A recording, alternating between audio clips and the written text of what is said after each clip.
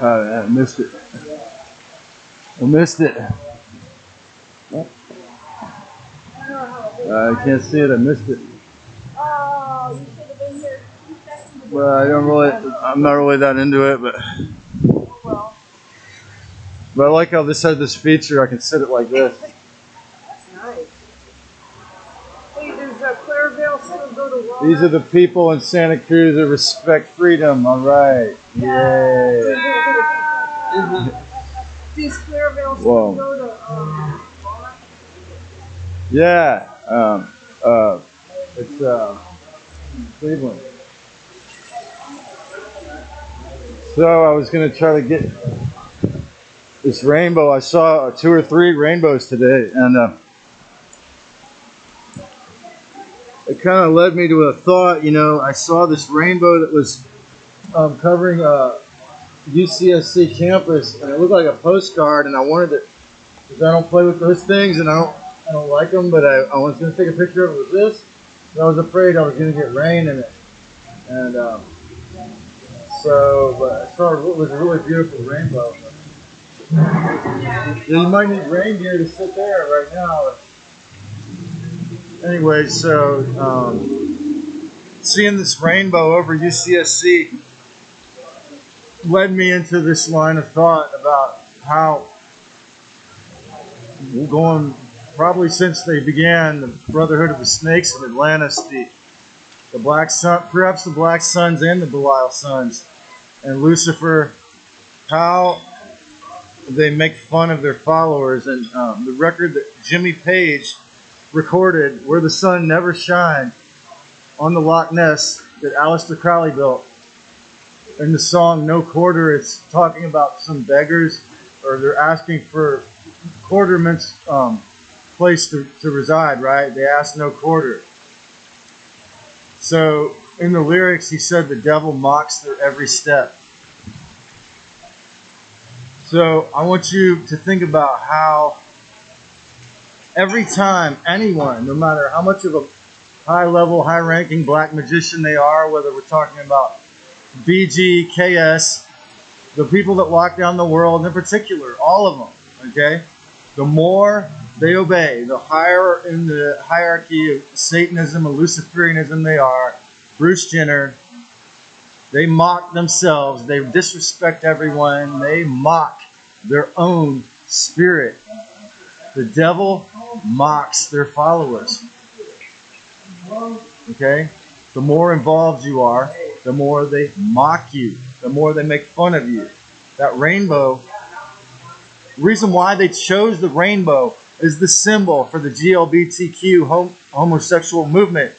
That's because they created this, and they're mocking your continuity. They're mocking the fact that you think sexual intercourse is this release of male sperm, for example, or the orgasm. They're mocking you, okay? Similarly, they invented or co-opted the idea of the hippy, right? And there was one of the first YouTube documentaries to expose the disclosure was, as I've said before, this woman was from one of the 300 richest families in the world, but she was a super courageous truther. She said that the Rothschilds gave Osley the money to create the LSD for the acid test, right? So right around that time, they took the cross, inverted it, and broke it. And they said, this is the symbol of peace, right? So all these hippies fly this symbol, right? But what does the symbol really represent? Now you have the hippie, who many claim that the reason why they did the acid test because they wanted to put a stop to the war protester movement, right? So now they've given out hundreds of thousands of doses of LSD right here in Santa Cruz. Is one of the places they did it. And there's probably a dozen people in this particular mentally ill house that are there because they had, in this documentary, they said they had the local hospitals stocked up with antipsychotics so that these people, when they're freaking out, they pump antipsychotics into them. So the lazy hippie was not necessarily organic. It was probably an invention. Okay, so they got the symbol, the broken upside down cross, right?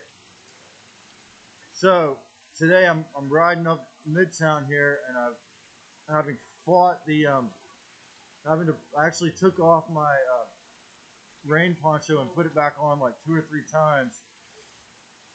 And the craziest thing was I put it over my bicycle handlebars so I don't get my pants and my shoes wet, right?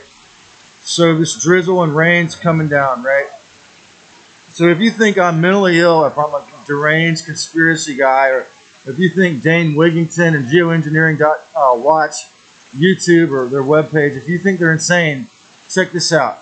I got experiential evidence today for the first time. One of the first times. Okay, so I got some of this little sleet falls into my rain poncho, right? I look down, I'm like, okay, now I got some of this little sleet, and Dane Wigington says it's nucleated, tiny pieces of plastic and nanotech, nanobots. Okay, so I see this stuff falling out of the cloud. It looked like, you know, a little bit of sleet and rain drizzle, right? So then I look into my rain poncho, and it looked like diamonds that were much smaller than grains of sand when all the water evaporated, and 50 of them, little tiny things in there. I have physical evidence today of their seeding tiny technology of some sort. I don't know whether it was pieces of plastic or nanotech bots, but it's clearly a physical 3D objects that are inorganic, seeded. Okay, so then I decided, well, a chance to get 5 minutes of sunlight when the sun was peeking through the clouds and geoengineering. So I take off my shirt and wrap it around my handlebars, my hoodie. So then the geoengineering and clouds starting to come back and cover it up, right? So I pulled my bike over. I'm about to put my hoodie back on, and I look, and this old man who's actually a mystic, a working numerologist who moved into MH the crazy housing near my friend, who told me he lived there. And I think I smoked a bowl with him like 15 years ago or something, and he told me that when men are high, their gaydar is turned off, and we talk about numerology or astrology, and he's walking. This is how Santa Cruz is. He's walking across the street right when I have my shirt off. So then I'm quickly cover my chest. And he said, "Oh, you're naked. You can come over to my apartment and get naked." So you know what? I told him my belief about homosexuality and transvestites comes from the book I read, the Visions of Lame Deer, who was actually like myself. He was a contrary and a Heyoka shaman, and but he grew up in the more natural days. And he said in his reservation, 3 out of 100 men or women would be homosexuals or want to do the work with the opposite gender or dress in their clothes, and they wouldn't want to kill them or judge them. They just let them do the work with the women and dress in women's clothes. And interestingly enough, they said that they would they'd call them winkties, and the winkties would have a secret power name. They would whisper into the ears of people that would supposedly give them power that they were not allowed to repeat to anyone. Pretty odd. But this man, I told him, I said, well, maybe you seem to me like you could be in the organic 3% of people who are organically homosexual, because he's very strange in an organic sort of way that he was. But of course, he grew up in the Bay Area, so there's no way of telling. But particularly that he's a mystic, and he told me, he said, I meet all these cute men, and none of them want to come over to my place and get naked. And I said, well, maybe that's because you are a metaphysician, because in the world of metaphysics, even though he's surrounded by a bunch of homosexuals in Santa Cruz, California, in the world of metaphysics, they're pretty rare, right? Because they don't want to It's because of the stuff in my other videos. They're hosting a lot of times and they don't want to face it. And he's probably helping homosexuals to clear out some of that stuff. Anyway, so the symbology the dark use, they're inverted sigils is what it's called. Now let's say that you could be a high-level Illuminati black magician, a high-level Freemason or inverted Whippleoff practitioner.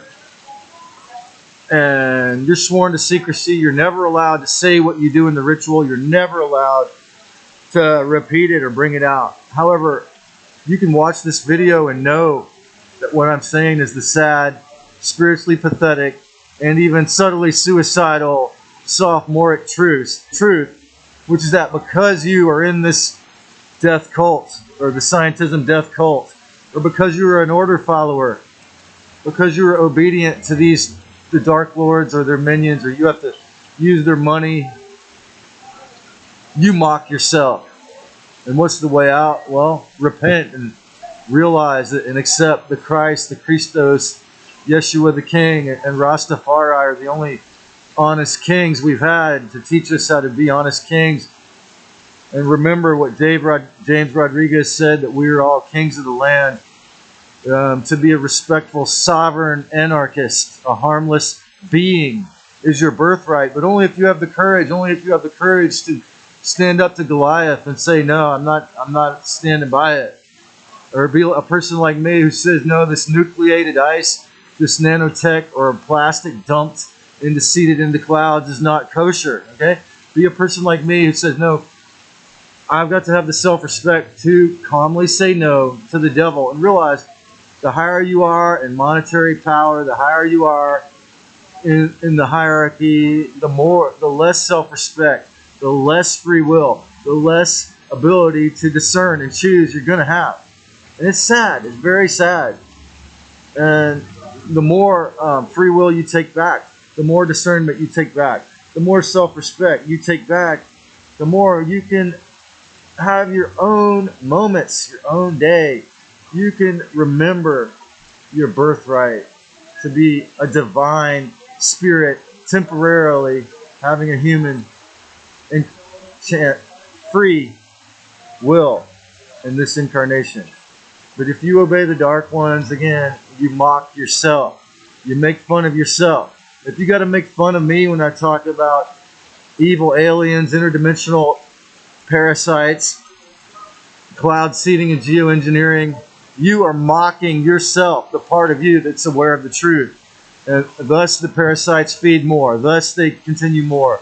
Those of you who are too terrified of these topics to watch these videos, even that perhaps are watching me make this, you mock yourself, because the reclamation of your birthright as a ray of goddess Christ life is partially in the awareness of the purity of what the Christos, the original founders, actually are. And your birthright to be a part of that is in the reclamation of your freedom, your self-respect. In as much as you can listen to me tell you that, in as much as you can listen to anyone else who you resonate with more, you respect more, it doesn't matter. Doing it, the actions, the sharing of the wisdom, the sharing of your joy, the willingness to live out your freedom, the willingness of these 20 people to meet here every week in this public space, in this private restaurant, owned by this man who is socially respectful enough to allow them to do it, as another example. This man has given out 20,000 flyers saying that the mandates were all criminal and false reality, attempted hijacked acts. Okay? Taking the courage back to remember that our responsibility is to do our best to help everyone to be respectful beings. Okay? Those of you watching this that feel that call, I encourage you to take harmless, respectful actions to be free. And if you enjoyed this, subscribe and I'll send you more. And many blessings. One love. And every day is Sunday morning for all I care, because I'm born again here in the electronic air. God bless you.